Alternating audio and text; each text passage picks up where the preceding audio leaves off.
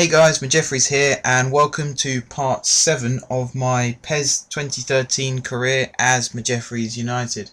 As you saw from the last game, it was an absolutely dreadfully boring 0-0 draw against Nitsokalis, I think they're called, or words to that effect. So improvement needed. I went through in the last match about coach mode and things like that, and how they could affect the way my team plays. Spoke a little bit about first choice players and how I wanted Altig at right back, Drusen at centre forward. I didn't mention this, but I also wanted to make it clear. I see Bobo as like a left winger who can play striker towards the end of the game, sort of change that dynamic of the team as well. In that you could have a winger who spends the whole match wearing out the right back, and then suddenly he's playing up front and the centre backs have to deal with him, and you've got a new left winger who's got more pace, more power towards the end of the game, fresh pair of legs, and the right back might not be able to deal with him. He can then deliver the ball in, and the centre forward, who was originally out on that wing in the first place, could score a goal. I mean, that's a good idea for me. I don't know what you guys think. If you have any better suggestions, drop a comment to me. We'll read it. I'll read every comment, and I'll make amends as necessary. The other thing I was going to say before this game kicks off is Monde. He will always be playing in that cam role. Having said that, I know for a fact that in some of these matches I do shift him out wide just to try Bobo in that attacking role. But again, these videos haven't been posted yet, but when you see them, you'll realise that the way that the attacking duo works, for me, the best way it works, and I did mention this in my last video, is Drusen up top, Bobo on the left, Delamond behind Drusen, and you have this real sort of triangle sort of shape going on where Delamond and Bobo do swap places.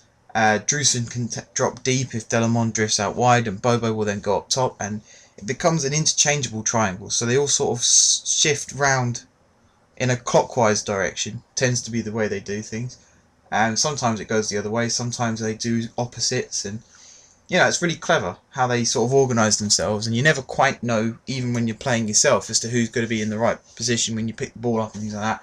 But it's a tactic that can work, and when it does work, you end up winning matches and scoring a lot of goals, which, that's the idea of football, is it not? And having said that about Drusen, you see he gets an early shot away here. I say early shot, we're 16 minutes in. It's because I've got shorter match times now, everything seems to feel a bit quicker. One thing I've noticed about PES is you've got players like Bobo and Delamond where you can deliberately set them up to hit knuckle shots, and they really do hit them hard. But then any player who doesn't have that trait, they tend to sort of float it every time into the keeper's hands, and that that to me isn't very realistic. In real life, you've got players who can't strike a ball very well, but even they hit a ball with a lot of power, as opposed to what you get on here, where you saw that shot from Drusen. I mean, it wasn't exactly a challenge for the keeper to save it, We have the customary controller problem coming into the game here. Again, like I've said in my FIFA series, I did this batch of videos at the same time. I sort of alternated between games. So for this batch in particular and that FIFA one, there were controller problems. I will get that fixed for the next batch, because it's not very good if you're making videos and you've just got a cannot find controller message popping up all the time, or controller disconnected, whatever it says. I don't really know, to be honest. I don't really look. Yeah, the whole, you get the ball, you get the attack, you try and score a goal. That's all well and good on PES. If your players float shots like we saw just now, it's not very good. It's a bit deflating in some ways. If you built up a really good attack and it comes to the final shot and it's weak, quite frustrating as well as deflating. One thing I do want to bring into this game, and it doesn't want to be, I don't want to lose matches, but I'd like to see the other team attack me more, because my defence, I get a good defence in. I'd like to see them actually defend rather than just spend all their time up in the opposition box trying to win headers on corners. That's not much fun. It's not much fun to see me dominating the match the whole time. That's not football. That's not how real football works. Even the best teams in the world lose matches every now and then. So, what's the point in just dominating every single game? I'd rather lose a match 1-0 and say that it was tightly fought, or draw a match 1-1 and we both score a goal, than me win 8-0 every game, because that just gets boring. It might be good to watch if you're a neutral and you'll see some good goals, but for me, I just don't like that. It's not realistic. It's not real football. I'd rather win a match 2-0, win a match 3-0, 4-0, maybe even 5-0, and then lose the next match 3-2. Because again, a 3-2 defeat, you've still got 5 goals there. It might not be a 5-0 win, but you still see the same amount of goals, and it's actually closely fought. Because you've got a team that's 2-0 down and they come back to win 3-2. It's a lot more entertaining than just one team charge off and keep scoring. So I've yacked on long enough that the first half has ended. It's still 0-0, 3 shots, 2 on target. That's pretty good, pretty even. Possession-wise, they've had more possession than me, but I feel I've made most of my possession. I've made 4 more interceptions than them, so my pass accuracy must be pretty good as well. So quite promising first half. The only thing that was missing from that first half was a goal. So we'll be looking to rectify that in the second half. For those who haven't noticed, I am playing this myself. I haven't got it in coach mode, which is why you've noticed the ball tends to head towards Monde and Bobo a lot more. If you ever want to know whether I'm playing in coach mode or not, if you haven't seen the start of the match or you're just not sure, just look for how many times the ball reaches those two. If it goes there a lot, I'm playing. If it doesn't go there much, then it's coach mode. That's the simple way of sorting it out. I must admit, I'm a sucker that if I have 2 good players in my team or 1 good player, I tend to give them the ball as much as possible. Because if you're looking for a way through to try and attack and score goals, why not use your best player? If you know they're twice as fast as their opposition, then pass the ball and run with it. You go, see, Delamon gets the ball, and the first thing he does is pass it out to Bobo. Bobo will run down the wing for a little bit. This time he does the reverse. Instead of going back to Delamon, he passes it to the left back. Summers? Yeah, Summers. I was really scraping the barrel for surnames. It's one of these ones where I just totally forgot every surname on earth when I was coming up with this team, so that's why you got 3 Wilkinsons. You got Summer, Grantham, McGregor. I just made the names up as I went along, basically. We see there the ball ended up back at Delamond, and he won the corner. And you see here the ball. This is an interesting tactic with corners, actually. I used to just drill the ball low into the box and shoot that way. But on this game it gets cleared quite easily. So I decided to drill it to the edge of the box and have someone run onto it. And then all they have to do is redirect the ball. And you end up with very interesting looking shots. You get very good goals from it. If anyone's watched my best goals montage, you'll see I had a couple there where I just pulled the ball back to the edge of the box and have someone running onto it. I think I had one where it got laid off to someone and then they laid it off again to someone else and it turned into a good finish. There's Delamon with another strike. Again, every time he gets the ball in that area, I'm only going to shoot with him. Not going to try and be too clever with it, just get his head over the ball and try and put it in the bottom corner. Otherwise you just end up with someone tiptoeing around the box not actually wanting to shoot, which again is just boring. Yes. I was about to say the referee needs to give a free kick there because he's getting pulled, tossed and turned everywhere at the moment. They do get bullied a lot as well, some of my players. And again, free kicks, they're not my specialty on any game. Maybe with Bobo and Delamond, you got a different dynamic like there. Drilled it low. If I'd put it a little closer to the wall, it could have gone in the bottom corner. As it happened, I sort of chickened out a little bit, took it away from the wall, and basically hit it straight at the goalkeeper, which isn't very good either.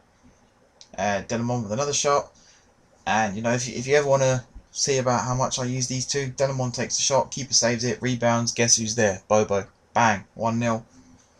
Now that, okay, Bobo scored, but I've had other players in the past be in that position, and this is something I love that you don't get on FIFA, is tactical awareness. So Delamond goes to take a shot, and if you look at this replay where Bobo runs, both him and Drewson, they split the defence. So Delamond has the space to make the shot, and they're both standing in what I call the rebound zones. So if it rebounds left or if it rebounds right, you've got 2 players running onto it ready to follow it up. The keeper's stricken, he's made the save, he's still on the floor, so it's just a case of Bobo to step up and put it in the empty net. Professional job, well done. This is what I'm going to be seeing a lot more this season, I reckon, is you know, rebound goals. They're not the prettiest, but they're goals. So if you end up winning a match 1-0 with a rebound goal, again, it might not be pretty, but it gets the job done.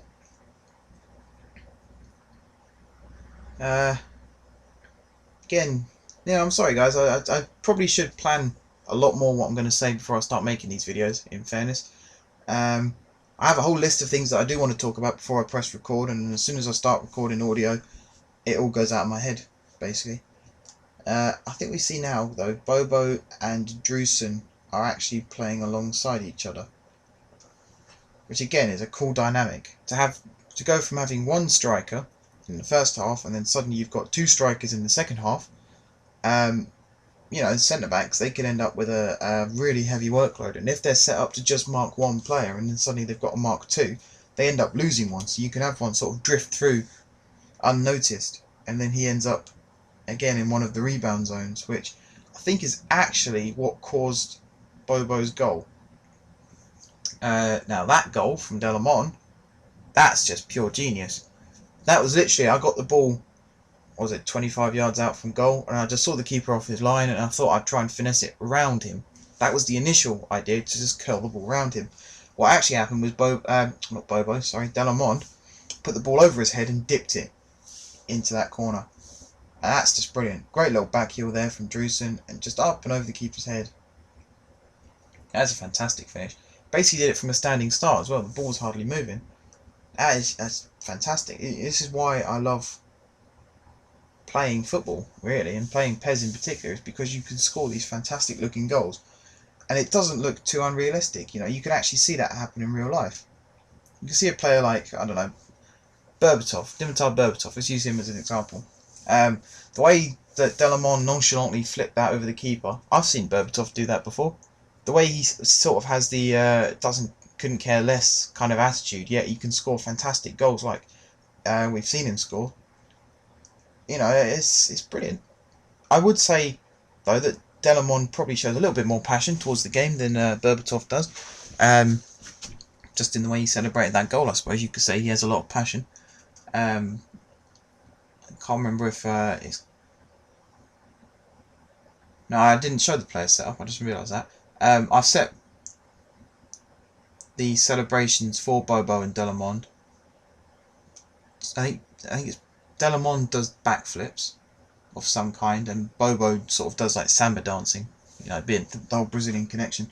Again, we didn't see Delamon's celebration there, but again, fantastic goal. Bobo gets the ball. This is what I like as well. He flicks it off to Drusen, first time touch to Delamon, and first time touch just flicked it into that top corner. Real teamwork, and it's the trio again. That attacking triangle that I was talking about earlier on. Just the way that you got the three prongs there, and in this scenario it was Bobo on the right, Delamon on the left, and Drusen through the middle. But normally it would be the other way around. So Bobo would be on the left, and Delamon would sort of be more on the right. We go from a 0-0 draw in the last game to a 3-0 win in this game.